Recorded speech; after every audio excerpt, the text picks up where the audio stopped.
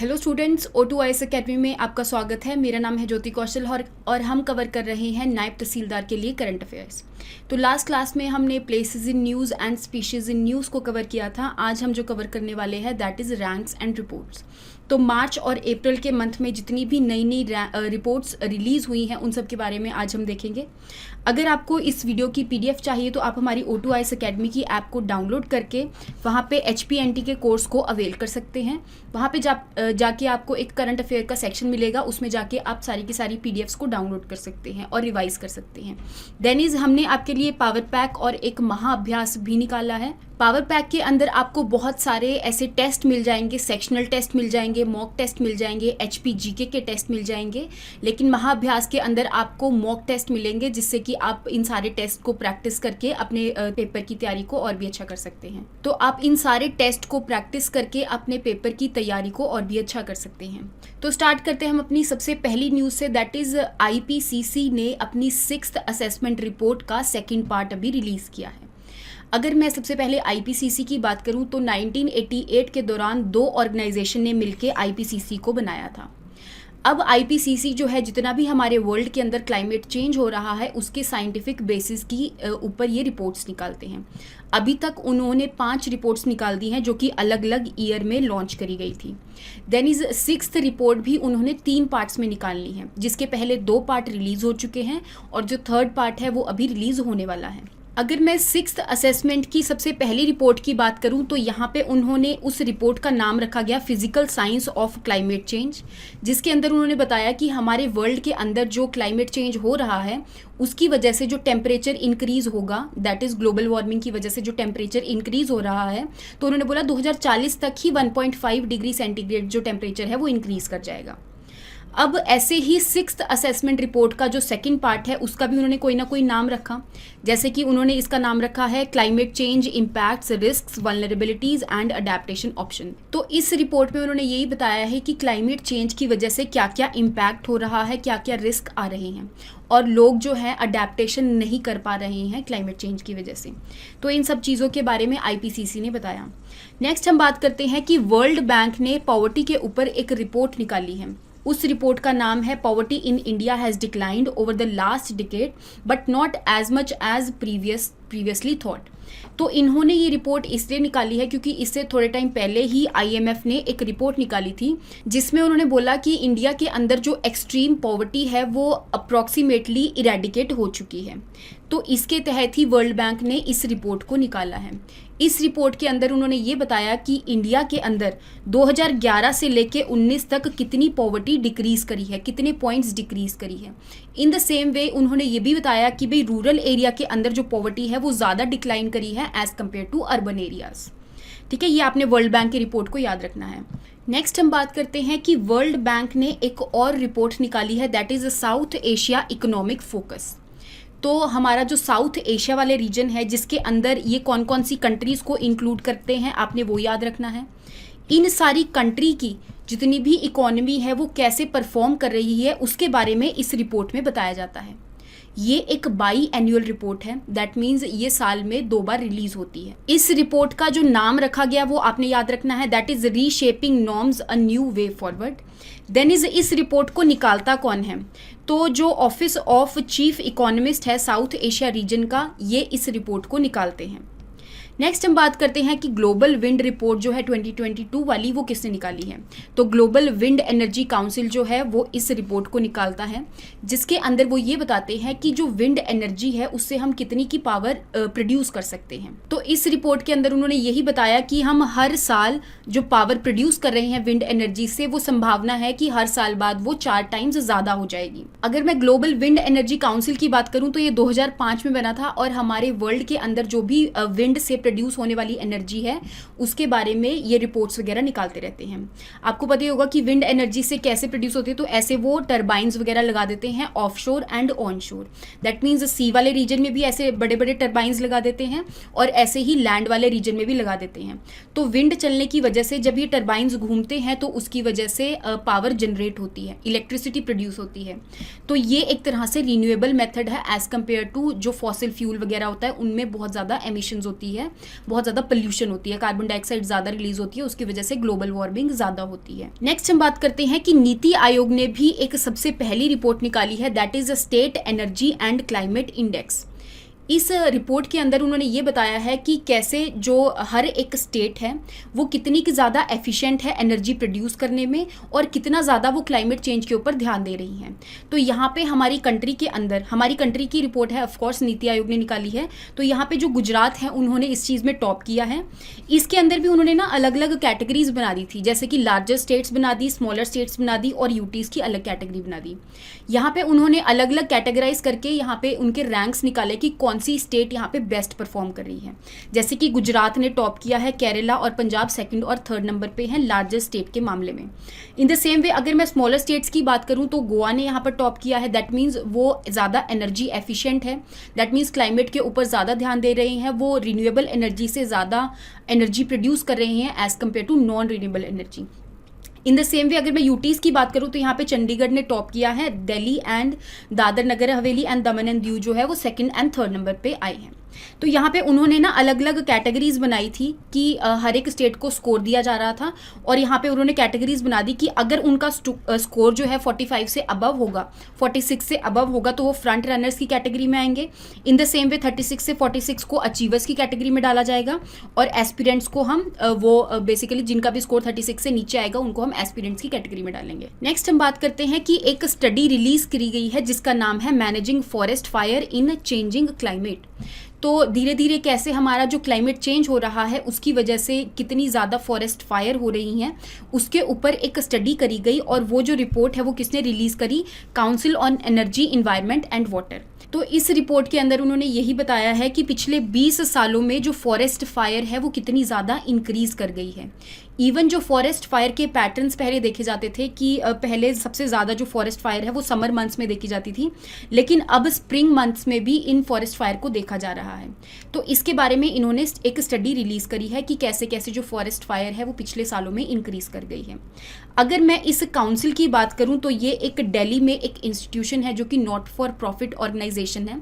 That means वो profit के लिए काम नहीं करता है और पब्लिक की वेलफेयर के लिए काम करता है और ये ऐसी स्टडी वगैरह रिवील करता रहता है। इन द सेम वे ये जो काउंसिल है वो ये भी बताती है कि कैसे हमारी कंट्री के अंदर जो सोर्सेज हैं, रिसोर्सेज हैं, उनका मिस यूज़ किया जाता है। ठीक है, इन सब चीज़ों के बारे में बताता है। नेक्स्ट हम बात करते हैं कि यूनाइटेड नेशन का जो फूड एंड एग्रीकल्चर ऑर्गेनाइजेशन है उन्होंने एक इंडेक्स निकाला है जिसका नाम है वर्ल्ड फूड प्राइस इंडेक्स। इसके नाम से ही क्लियर हो रहा है कि जो फूड का प्राइस है वो कितना का इंक्रीज़ किया है। तो यहाँ पे इस इंडेक्स के अंदर यही बताया जाता है कि जो मंथली चेंज है फूड प्राइसेस के अंदर, कौन से फूड प्राइसेस, इंटरनेशनल प्राइसेस, तो all over the world food की कमोडिटीज़ के अंदर जितने भी प्राइसेस चेंज हो रहे हैं और पहले से महंगे हो रहे हैं उन सारों के बारे में इस रिपोर्ट के अंदर बताया जाता है। इस रिपोर्ट का जो बेस ईयर है वो 14 और 16 का रखा जाता है। दैट मीन्स उस बेस ईयर के हिसाब से बताया जाता है कि महंगाई कितनी बड़ी है फूड कमोडिटीज़ के अंदर। तो अगर मैं फूड एंड एग्रीकल्चरल ऑर्गेनाइजेशन की बात करूं तो वर्ल्ड के अंदर जितना भी फूड से रिलेटेड और एग्रीकल्चर से रिलेटेड डेवलपमेंट्स वगैरह हैं उनके ऊपर ये ऑर्गेनाइजेशन ध्यान देती है। नेक्स्ट हम बात करते हैं कि वर्ल्ड हेल्थ ऑर्गेनाइजेशन ने एक एयर क्वालिटी के ऊपर डाटाबेस को रिलीज़ किया है। इस डाटाबेस के अंदर उन्होंने ये बताया है कि वर्ल्ड के अंदर 99% जो पॉपुलेशन है वो पॉल्यूटेड एयर को ब्रीथ कर रही है। तो यहाँ पे इस रिपोर्ट के अंदर उन्होंने कुछ गाइडलाइंस निकाली हैं। इस गाइडलाइंस के तहत उन्होंने बताया है कि जैसे ओजोन की हवा में कितनी ज़्यादा अमाउंट होनी चाहिए, नाइट्रोजन डाइऑक्साइड की कितनी होनी चाहिए, सल्फर डाइऑक्साइड, कार्बन मोनोऑक्साइड, इन सब की जो क्वांटिटी है हवा के अंदर कितनी होनी चाहिए। अगर उस क्वांटिटी से वो एक्सीड करेंगे दैट मीन्स उस हवा को हम साफ़ नहीं मानेंगे। ठीक है, दैट मीन्स वो जो एयर है वो पॉल्यूटेड है। तो यहाँ पे वर्ल्ड हेल्थ ऑर्गेनाइजेशन ने ये भी बताया है कि जितनी भी फॉसिल फ्यूल्स हैं, ठीक है, उससे जो एनर्जी प्रोड्यूस हो रही है उसको आपको हटाकर रिन्यूएबल तरीके यूज़ करने चाहिए, ठीक है, एनर्जी प्रोड्यूस करने के। नेक्स्ट हम बात करते हैं कि इंटरनेशनल रिन्यूएबल एनर्जी एजेंसी जो है, ठीक है, उन्होंने एक रिपोर्ट निकाली है जिसका नाम है वर्ल्ड एनर्जी ट्रांजिशन आउटलुक 2022। ठीक है, इस रिपोर्ट के अंदर सबसे पहली बात तो ये कहाँ पर रिलीज़ करी गई, तो एक बर्लिन जर्मनी के अंदर डायलॉग चल रहा था, उस टाइम पे इस रिपोर्ट को रिलीज़ किया गया। तो इस रिपोर्ट के अंदर उन्होंने ये बताया कि रिन्यूएबल एनर्जी से प्रोड्यूस होने वाली जो एनर्जी है वो 2030 के अंदर 3 गुना ज़्यादा हो जाएगी। ठीक है, ऐसे ही उन्होंने बताया कि जो फॉसिल फ्यूल बेस्ड सिस्टम है दैट मीन्स हमने एनर्जी को ट्रांजिशन करना है, फॉसिल फ्यूल से हमने रिन्यूएबल एनर्जी की तरफ आना है। अगर मैं इस ऑर्गेनाइजेशन की बात करूं तो ये जर्मनी के अंदर बनी थी ऑर्गेनाइजेशन 2009 के अंदर, लेकिन इसका जो हेड क्वार्टर है वो United Arab Emirates Abu Dhabi के अंदर है। नेक्स्ट हम बात करते हैं वर्ल्ड हैप्पीनेस रिपोर्ट 2022 के बारे में। सबसे पहली बात तो इसको कौन रिलीज करता है, तो United nation sustainable development solution network. तो बेसिकली अगर मैं इस ऑर्गेनाइजेशन की सबसे पहले बात करूं तो 2012 के अंदर बनाई गई थी और सस्टेनेबल डेवलपमेंट गोल्स के जितनी भी प्रॉब्लम्स हैं उन सब चीज़ों को सॉल्व करने के लिए इस ऑर्गेनाइजेशन को बनाया गया था। तो इन्होंने ये वर्ल्ड हैप्पीनेस रिपोर्ट को भी रिलीज़ किया है। अब वर्ल्ड हैप्पीनेस रिपोर्ट के अंदर उन्होंने अलग अलग चीज़ें देखी हैं।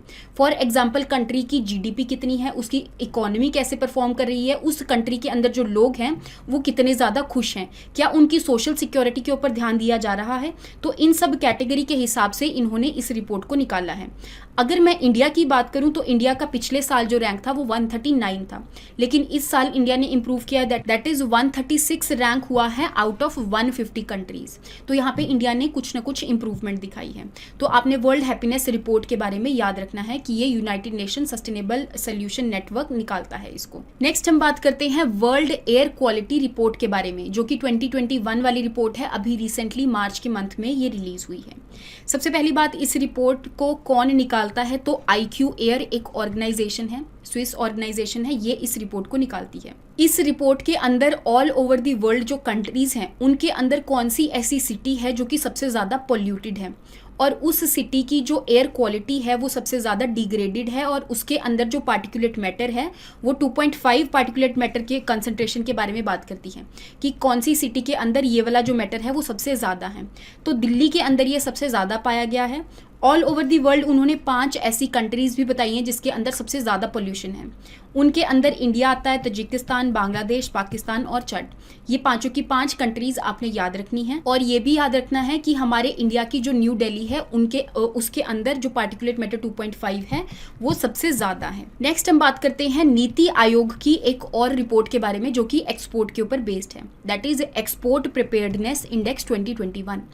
इस इंडेक्स के अंदर भी गुजरात ने सबसे टॉप किया है। और अगर मैं इस इंडेक्स की बात करूं तो यहाँ पे अलग अलग कैटेगरीज देखी जाती हैं कि किस कैटेगरी में जो स्टेट है वो अच्छा परफॉर्म कर रही है एक्सपोर्ट करने के मामले में। दैट मीन्स जैसे गुजरात है, गुजरात की एक्सपोर्ट करने की जो पॉलिसीज़ होंगी वो काफ़ी अच्छी होंगी, ठीक है, उनका बिजनेस काफ़ी अच्छा होगा, एक्सपोर्ट का इकोसिस्टम इंफ्रास्ट्रक्चर वगैरह अच्छा होगा। तो एक तरह से ये कोस्टल स्टेट है और वहाँ पर बहुत ज़्यादा सी पोर्ट्स भी हैं, तो इसीलिए भी इनका जो एक्सपोर्ट है वो बहुत अच्छा है। तो इन कुछ कैटेगरीज के बेस पे नीति आयोग इस इंडेक्स को निकालती है। आपने यहाँ पे 2nd और 3rd रैंक वाली भी स्टेट को याद रखना है, that is Maharashtra and Karnataka. Next हम बात करते हैं यूनाइटेड नेशन पॉपुलेशन फंड के बारे में। तो उन्होंने एक रिपोर्ट निकाली है, that is world population report 2022। इस रिपोर्ट का जो नाम है वो आप यहाँ पर देख सकते हो, that is seeing the unseen, ठीक है, ये इस रिपोर्ट का नाम है। तो इस रिपोर्ट के अंदर अनइंटेंडेड प्रेगनेंसीज को देखा जाता है। अनइंटेंडेड प्रेगनेंसीज वो प्रेगनेंसीज होती हैं जो कि अनवांटेड प्रेगनेंसीज होती हैं। तो यहाँ पे इस रिपोर्ट में इन्होंने यही बताया कि वर्ल्ड के अंदर 60% अनवांटेड प्रेगनेंसीज होती हैं, जिसमें से 30% जो प्रेगनेंसीज हैं वो अबॉर्ट हो जाती हैं। इन the same way unwanted pregnancies जो है वो अलग अलग तरीके से, जैसे कि रेप वगैरह होता है ना, इन सब चीज़ों से ये प्रेगनेंसीज हो जाती हैं। तो यहाँ पे इन्होंने एक और चीज़ बताई कि 2015 और 19 के बीच में कि अनवांटेड प्रेगनेंसीज जो हैं हर साल कितनी ज़्यादा इंक्रीज करी हैं, ठीक है। इस रिपोर्ट में उन्होंने इस चीज़ के बारे में बताया है। नेक्स्ट हम बात करते हैं इंटरनेशनल इंटेलेक्चुअल प्रॉपर्टी इंडेक्स के बारे में, जो कि US चैम्बर्स ऑफ कॉमर्स जो है वो इसको निकालते हैं। इस इंडेक्स के अंदर वो 55 कंट्रीज़ को लिस्ट करते हैं और यहाँ पे इनकी रैंकिंग्स निकालते हैं कि इस कंट्री ने इंटेलेक्चुअल प्रॉपर्टी के मामले में कितना अच्छा परफॉर्म किया है। तो इंडिया का जो रैंक है वो 43rd आया है और इंडिया ने पिछले के मुकाबले यहाँ पर इम्प्रूवमेंट दिखाई है। अगर मैं बात करूं इंटेलेक्चुअल प्रॉपर्टी की, तो यहाँ पे जितनी भी नई नई इन्वेंशन आती हैं एक कंट्री के अंदर, उस इन्वेंशन को पेटेंट्स राइट के द्वारा प्रोटेक्ट किया जा सकता है ताकि उस इन्वेंशन को कोई और एक्सप्लॉइट ना करे, और जितनी भी इस इन्वेंशन की वजह से फाइनेंशियल रिसोर्सेज प्रोड्यूस हो रहे हैं उस चीज़ को कोई एक्सप्लॉइट ना कर पाए। तो इसीलिए इनको यहाँ पर राइट्स प्रोवाइड किए जाते हैं उनकी इंटेलेक्ट इंटेलेक्चुअल प्रॉपर्टी के लिए। इंटेलेक्ट मतलब हमारे दिमाग ने जो नई इन्वेंशन करी है एक तरह से, उसको हम इंटेलेक्ट बोल देते हैं।